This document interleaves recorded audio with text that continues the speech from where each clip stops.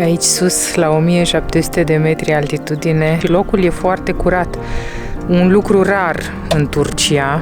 E frumos, dar nu e la fel de impresionant ca cele din Arabia Saudită. Incredibil cât de bine miroase valea. Da, mai sunt încă pomi înfloriți. Valea Ihlara și bisericile ei sunt de importanță uriașă pentru istoria creștinismului.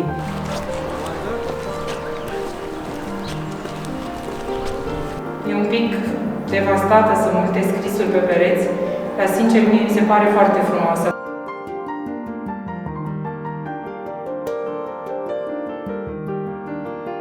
Salutare tuturor și bun venit pe canalul nostru de YouTube! Noi suntem Dana și Claudiu și împreună cu Mercedesul nostru T1, pe nume Hans, am plecat în călătorie către Est. Apasă butonul abonare și vino să descoperim împreună misterele Orientului Mijlociu.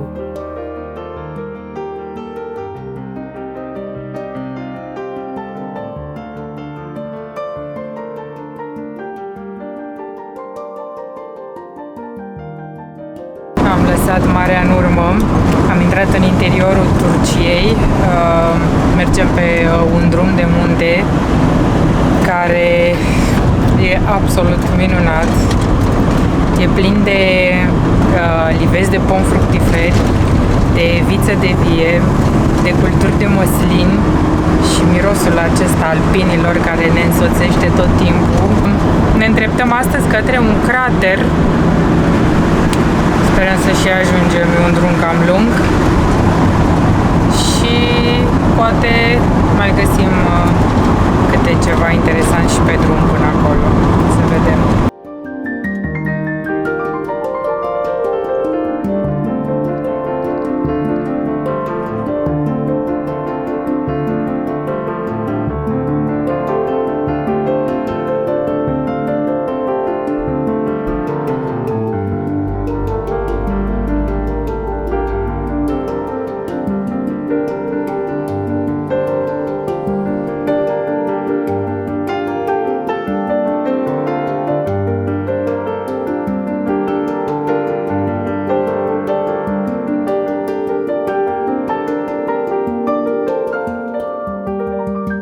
Încercăm să ne găsim un loc unde să dormim astă seară.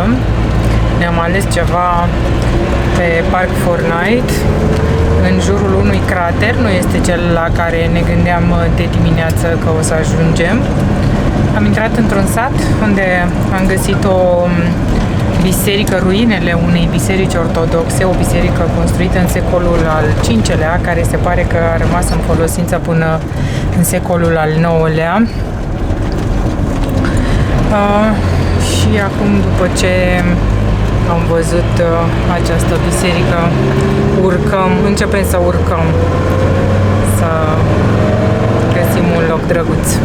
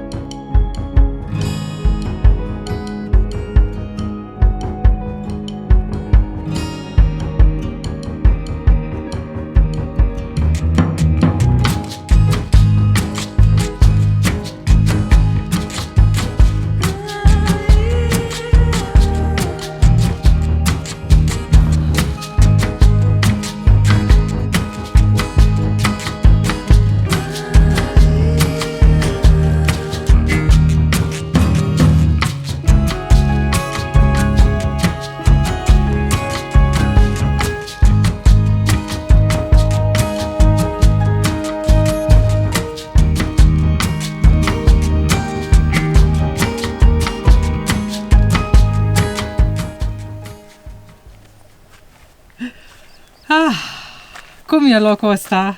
Clar trebuie să schimbăm ținuta. De dimineața am plecat de la mare, era relativ cald.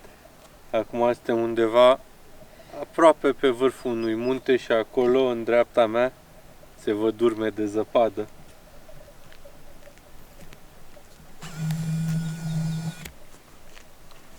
Avem această vale minunată în dreapta noastră și aici Aici e craterul. Înverzit. Se vede că a venit târziu primăvara aici, pe vârf de munte.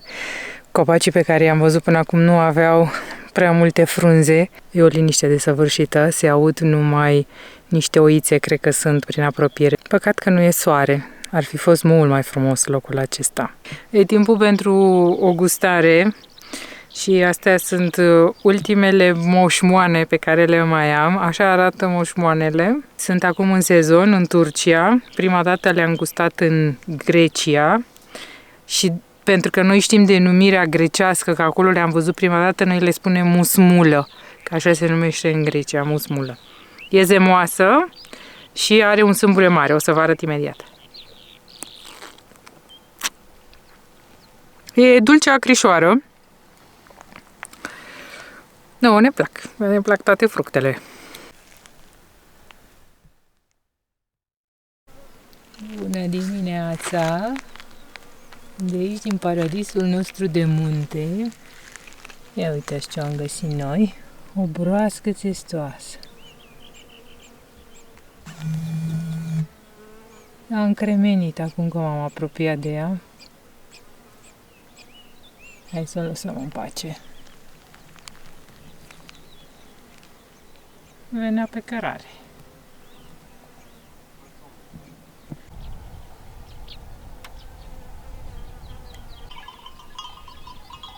E plin de insecte în jurul nostru. Au trecut și niște oițe pe lângă noi. E așa de frumoasă natura. Aici sus, la 1700 de metri altitudine, am verificat, suntem la 1700, destul de sus, nu? Am hotărât să mai stăm o noapte, pentru că a fost foarte liniște și locul e foarte curat. Un lucru rar în Turcia. Plecăm din nou în căutare de frumos, de senzațional, de peisaje mărețe. E ca un job constant sau ca o motivație pe care o simțim amândoi în fiecare zi. Oare ce vom descoperi azi?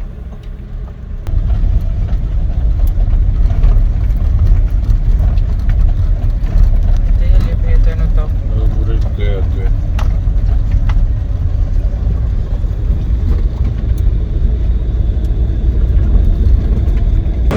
Mergem către craterul unde vreau să ajungem inițial, Mekeghiolu.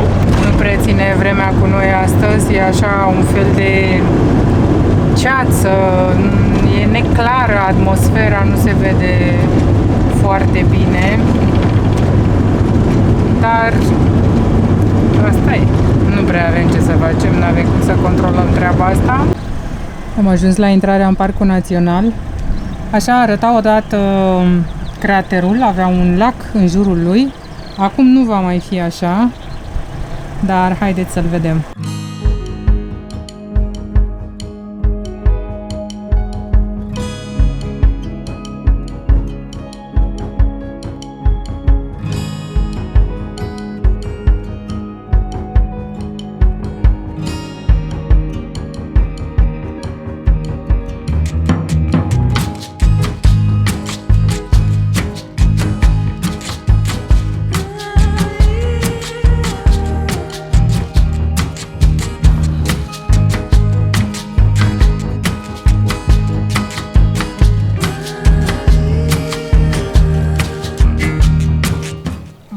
Aproape de crater. Am condus un pic în jurul lui.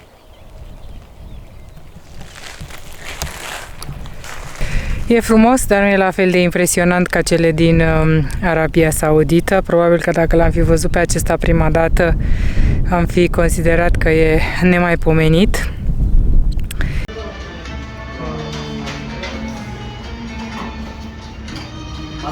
În ce oraș suntem? Aksaray. Aksaray, ok. Și ne-am așezat să mâncăm ceva. Avem doar 2 ciorbe deocamdată, dar mai vine mâncare. Teşekkürler.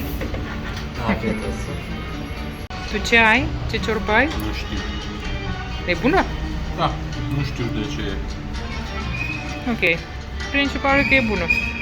Ciorba mea se numește pacea. E o ciorbă destul de popular în Turcia și e, cred că cu carne de pe cap, dacă nu mă înșel, și e foarte gustoasă și e plină de carne. Acesta am crezut că este orez, dar este bulgur de fapt și e foarte bun, bine gătit. Iar kebabul meu e de pită cu oaie, destul de gras, dar servit așa cu salate și cu toate lucrurile astea picante, merge.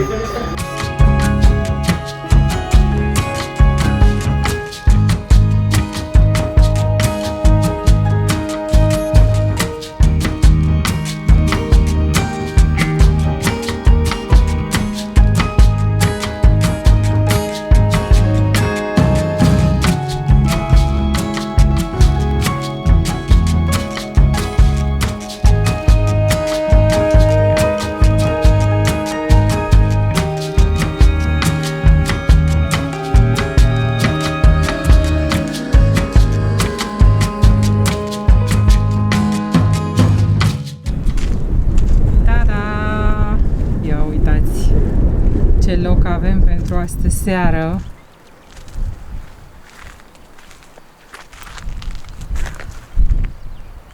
Canionul pe care îl vedeți în spatele meu se numește Ihlara și mâine de dimineață o să mergem să facem o drumeție acolo. Se presupune că ar fi una dintre cele mai frumoase drumeții din lume, aici la Ihlara. Până acum am avut ceva ploaie, dar mâine cred că vremea va fi frumoasă și de-abia așteptăm.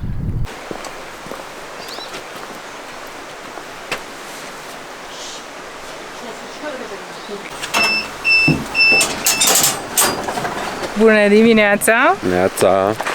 Am intrat la Ihlara Valley. Am ales intrarea de la Belisirma pentru că aparând pe intrarea de la Ihlara mai sunt și 400 de trepte care trebuiau coborâte. Da, și o să mergem de-a lungul râului care străbate această vale și o să vizităm bisericile săpate în stâncă. Ihlara Valley se mai numește și Valea Verde pentru că, spre deosebire de restul naturii din zona aceasta, aici e mult mai verde, dar că înverzește și mult mai târziu. Valea Ihlara sau Valea Peristrema, aflată în sud-vestul regiunii Capadocia, este un canion care are 15 km lungime și până la 150 de metri adâncime. Valea conține aproximativ 50 de biserici tăiate în stâncă și numeroase locuințe de asemenea săpate în stâncă. Canionul a fost format în vremuri preistorice de râul Melendiz și se află la poalele nordice ale muntelui Hasan, vulcanul a cărei erupție a format faimoasa rocă vulcanică a Capadociei. Valea a oferit un mediu luxuriant și un refugiu sigur pentru creștinii bizantini din epoca medievală, anii 800-1300 era noastră. Câteva ansambluri de locuințe erau împrăștiate în Valea Ihlara. Din cauza lipsei terenurilor agricole însă, populația era limitată la câteva sute de locuitori. Cel mai probabil, oamenii locuiau în satele de deasupra canionului și coborau în vale să viziteze bisericile și mănăstirile. Incredibil cât de bine miroase valea. Da, mai sunt încă pomi înfloriți și aerul e foarte parfumat.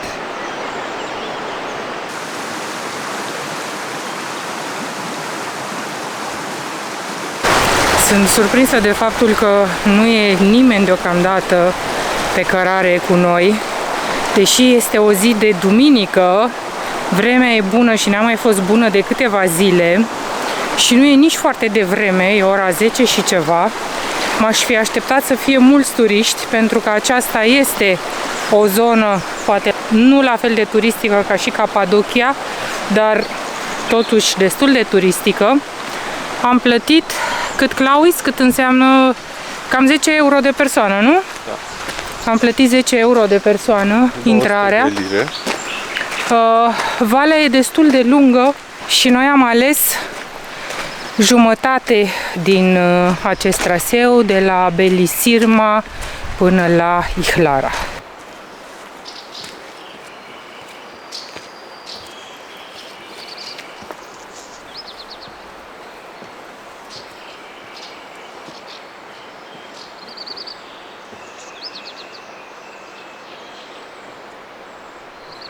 Bisericile vizitate de noi din apropierea satului Belisirma sunt în stil bizantin din secolele al X-lea și al XI-lea. Biserica Iasint se presupune că a fost construită în secolul al X-lea era noastră, are un plan în formă de T și aparține de stilul macedonean. Picturile murale includ reprezentări ale lui Constantin al VII-lea împreună cu soția sa Elena, precum și fresce ale apostolului Pavel. Pe de altă parte, fațada exterioară prezintă influențe estice.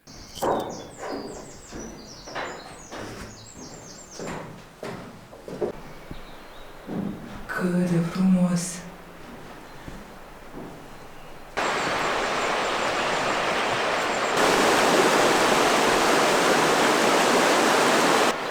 Cât de frumos!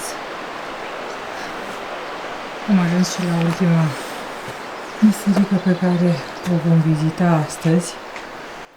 Biserica Șarpelui, cunoscută și sub numele de Biserica Apocalipsă, posibil dedicată Elenei Augusta, mama lui Constantin I, o altă biserică cu cruce împătrat, are o absidă neobișnuit de lungă.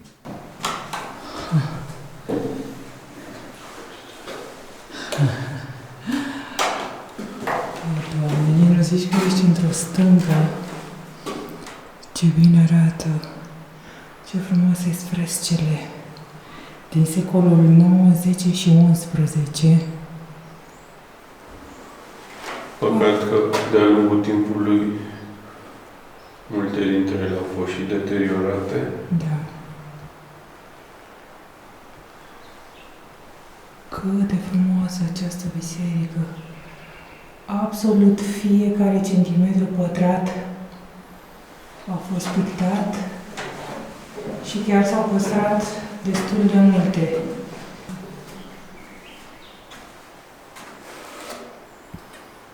Impresionantă. În Pronaos există scene ale iadului datând din secolul al IX-lea era noastră, iar sub ele sunt 4 păcătoși goi în strânsoarea unor monștri asemănători șerpilor, de la care biserica își ia numele modern. Valea Ihlara și bisericile ei sunt de importanță uriașă pentru istoria creștinismului. Aici s-au adăpostit primii creștini de persecuțiile Imperiului Roman. Așa au apărut bisericile acestea și așa a apărut întreaga așezare de aici din Ihlara, care în vremurile ei de glorie număra 80.000 de locuitori.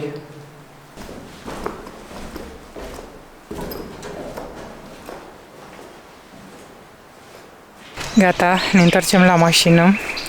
Ne-a luat câteva ore să vizităm aceste biserici. O drumeție foarte plăcută. E primăvară, miros atât de bine toate în jurul nostru și cântă păsărele și o zi perfectă. Mai avem de vizitat o mănăstire care se află la Selime. O să luăm mașina ca să ajungem acolo și aceea face parte tot din ansamblul de biserici de la Ihlara. După cum zicea Dana, o să luăm mașina să ajungem la Selime. Ce vreau să adaug este faptul că se poate face și drumeție prin canion, numai că asta înseamnă un drum de încă 7 km. Pe care apoi trebuie să-l faci înapoi până la mașină. Exact.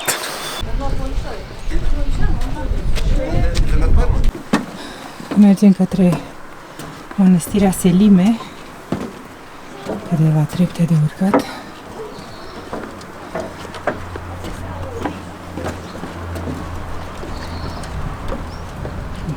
Ce bine arată totul! Una dintre cele mai neașteptate surprize din Capadocia este minunata mănăstire tăiată în stâncă de la Selime. Selime a găzduit civilizații hitite, asiriene, persane, romane, bizantine, selgiucide și otomane.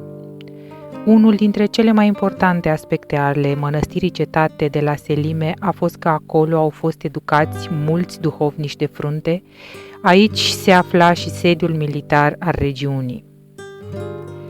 Ca să ajungi la mănăstire, drumul urcă scurt, pe un deal abrupt și alunecos. În drum spre mănăstire, mai întâi treci printr-un coridor asemănător unui tunel, care făcea parte din cărarea pentru caravane pe care mergeau cămilele. Caravanele cu cămile făceau escală la Selime, deoarece aici era un bazar mare și pentru protecție, cămilele fiind conduse în partea centrală a mănăstirii. Wow, cum arată peisajul aici și nici măcar n-am urcat acolo sus.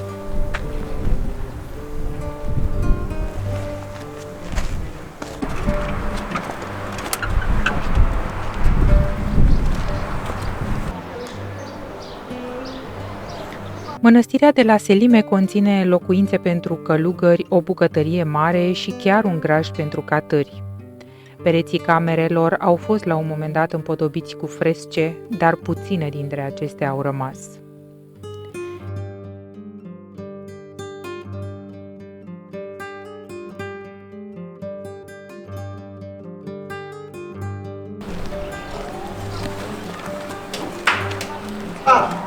Aceasta e mănăstirea.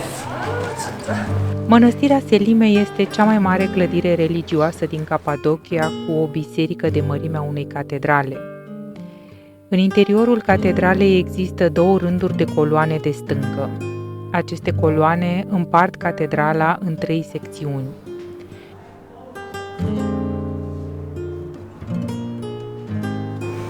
Mi se pare incredibil locul acesta.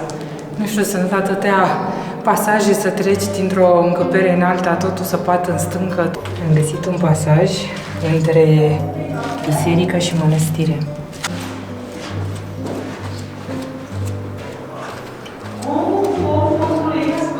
Da. Dimensiunea bisericii este uluitoare. Coloanele și arcadele bisericii, tăiate direct în tuf, poartă și acum semne ale diferitelor generații care au ocupat-o cândva. Frescele abia dacă se mai disting sub anii de funingine care acoperă pereții, de când turcii foloseau camera pentru gătit.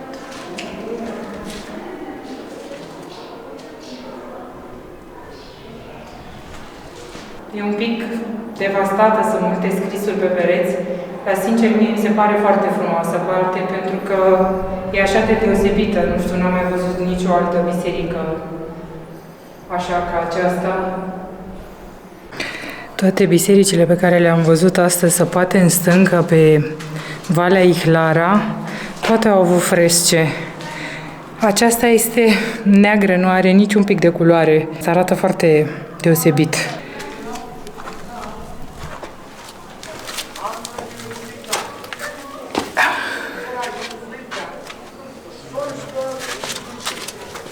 Wow! Cum s-a rupt acolo peretele. Și aici la fel? There is a pattern atunci.